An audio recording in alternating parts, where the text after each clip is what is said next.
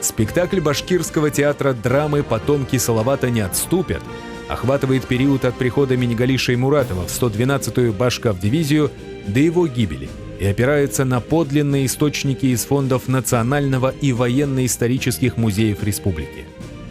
Авторы проекта – драматург Зухра Буракаева, актер Артур Кабиров и хореограф постановки Раис Низаметдинов вместе с памятью легендарного генерала Шаймуратова спектаклем «Потомки Салавата не отступят» отдают дань уважения славным конникам легендарной 112-й Башкирской кавалерийской дивизии и всем воинам, защищавшим Родину.